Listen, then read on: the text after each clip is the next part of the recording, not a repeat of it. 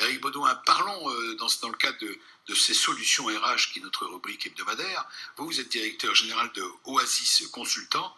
Je disais dans le sommaire comment profiter de l'été pour éventuellement chercher un job. Alors, c'est astucieux. On va prendre un cas de figure.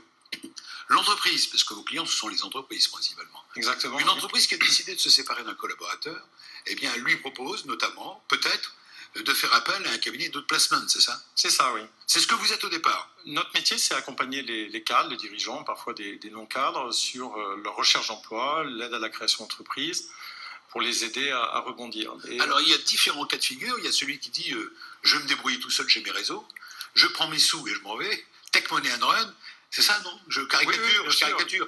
Et puis il y a celui qui accepte la proposition de l'entreprise, qui consiste à dire on va vous aider, on va vous mettre entre les mains d'experts, de consultants experts, qui vont vous aider à rebondir, à refaire. Expliquez-nous.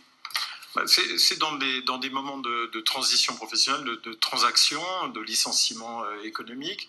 L'entreprise est soit obligée par la loi dans le cadre de licenciement économique, soit parce qu'elle se sent responsable de l'avenir de la personne, elle souhaite remobiliser les gens qui restent, elle souhaite montrer sa responsabilité sociétale, donc elle propose un accompagnement par un cabinet, par des consultants spécialisés dans le... Ce qui est votre cas, c'est votre métier. Nous faisons que ça, oui. Tout à fait. Vous employez combien de personnes?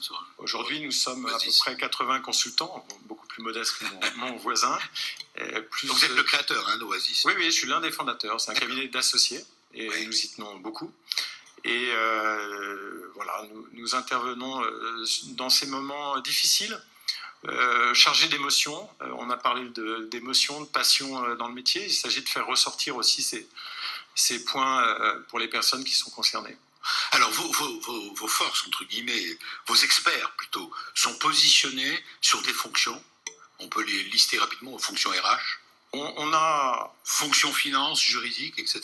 Voilà, au démarrage du cabinet, on a eu cette idée de créer des practices métiers, parce que, par exemple, je dis souvent en riant, conseiller un directeur informatique, je ne comprends pas ce qu'il me dit, il y a des jargons, il y a des métiers, il y a des chasseurs de tête. On vient de l'entendre avec...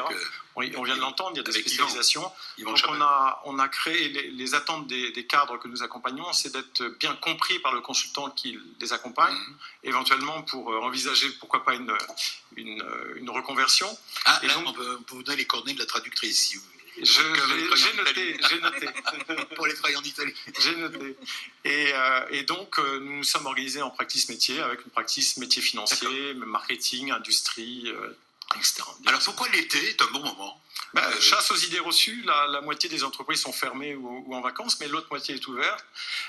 C'est un bon moment. C'est astucieux. Rencontrer finalement mon voisin c'est une période, c'est un bon calendrier en fait. Votre voisin, c'est Yvan Chaban. Yvan, j'allais dire Yvan, mais comme on se connaît pas bien encore. Non, mais je précise pour ceux qui nous écoutent à la radio. Tout à fait. Vous êtes assis à côté d'Yvan Chaban, donc c'est ça. Peut-être qu'il est là au mois d'août. Vous êtes là au mois d'août en partie? Non, mais l'entreprise n'est pas fermée, monsieur a raison. Voilà, il y a des collaborateurs, il y a des responsables, l'entreprise tourne, vous avez raison, allez-y, oui. Voilà, alors moi je voudrais d'abord déculpabiliser aussi. La recherche d'un emploi n'est pas un job à temps plein. On entend ça partout, les politiques nous bassinent avec ça. Non, c'est une préoccupation constante pour les gens. Donc il faut profiter surtout des vacances pour prendre des vacances pour les gens qui cherchent un job et déconnecter. Mais c'est aussi un bon calendrier parce que les décideurs sont disponibles, un peu plus disponibles, et qu'en dehors du marché ouvert, c'est-à-dire on sait que l'entreprise recrute, vous avez fait état de 800 postes de recrutement sur l'année, beaucoup de dirigeants et particulièrement de petites entreprises ont des recrutements en perspective dans la tête, soit pour septembre, soit pour janvier, et ça peut être le bon moment de partager des passions, des envies, ce qu'on a envie de faire, et d'organiser des rencontres. Ça peut être aussi un moment pour valider une idée de reconversion, ça peut être des rencontres plus détendues. Yvan, qu'est-ce que vous en pensez? Je l'ai précisé aussi, c'est qu'effectivement, le recrutement peut être parfois très long.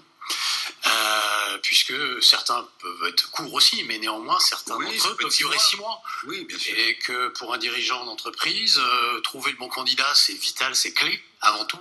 Donc le temps joue en faveur de celui, en tous les cas, qui prend l'initiative de poser des jalons, de réfléchir, de prendre des contacts. Je crois que c'est la chose la plus difficile à vivre pour quelqu'un qui cherche un job, c'est le temps de décision, le temps de décision des entreprises.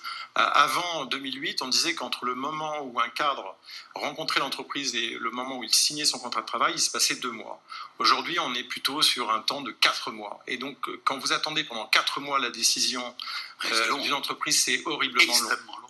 Donc, c'est pour ça que ça a doublé en l'espace de ça a doublé de 10 ans. Et malgré le digital, c'est plutôt une tendance. Mais comment vous l'expliquez d'ailleurs? La frilosité des entreprises, la multiplication des candidatures aussi. En interne, on peut avoir des candidatures intéressantes.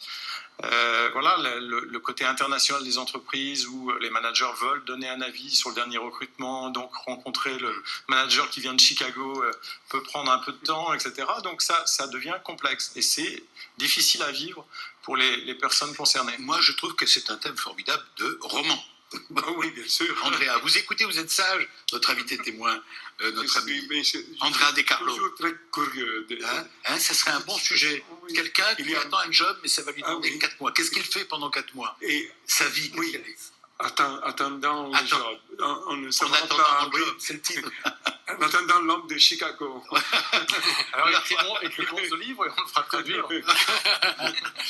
En attendant l'homme de Chicago, c'est un joli titre. C'est difficile à vivre pour lui, pour son environnement, sa famille. C'est difficile aussi parce qu'il doit passer par des moments. On passe par des moments compliqués. Et puis vous devez aussi, vous pouvez avoir d'autres pistes, d'autres projets. Donc c'est particulièrement compliqué à vivre. Vous êtes d'accord? Oui, je suis entièrement d'accord. Vous qui chassez. Alors là, on parle de personnes qui sont sans doute en recherche active d'emploi, puisqu'elles en ont soit perdu un, soit elles vont en perdre un. Mais effectivement, l'anticipation, la connexion permanente à son écosystème est importante. La reconversion, c'est aussi un sujet. Alors moi, je parle pour ma paroisse qui est numérique, mais néanmoins, c'est vrai qu'on voit qu'on a une pénurie d'ingénieurs et de compétences au sens large dans ce monde-là, qui va nécessiter de plus en plus de besoins. Donc je crois beaucoup à cette capacité qu'ont certaines personnes à se reconvertir, puisque tout s'apprend et que la compétence en plus doit être renouvelée très, très régulièrement. Donc finalement, tout est ouvert. Un DRH peut peut-être aussi devenir un financier, comme quelqu'un qui était sur l'électronique devenir un informaticien. Enfin, rien n'est fermé dans le monde dans lequel nous vivons. De manière générale, dans la vie, tout est ouvert. Exactement. On enfonce des portes ouvertes là, mais c'est tellement vrai. Oui, encore un mot, Eric Baudouin. Oui, on a 15% des gens qu'on accompagne qui créent une entreprise aussi. On a 15% des gens qui se reconvertissent, qui changent totalement de métier. Ceci dit, à 45 ans, changer de métier, vous vous retrouvez en concurrence avec des gens qui ont 25 ans. C'est pas simple. La bonne idée, j'essaye de me trouver une perche. La bonne idée, puisqu'on va changer de boulot, qu'on va changer d'espace et d'environnement, c'est peut-être de se refaire une beauté. Vous voyez, je vais loin. Se refaire une beauté sans pour autant passer par la chirurgie esthétique, c'est simple. Parfois, une image, et Dieu sait si l'image est importante aujourd'hui, avoir une bonne image. Quand on dit de quelqu'un, on a de lui une bonne image. Finalement, ça passe par le portrait. Vous allez voir, c'est la start-up du jour. Avoir le portrait. Ils recrutent peut-être même d'ailleurs.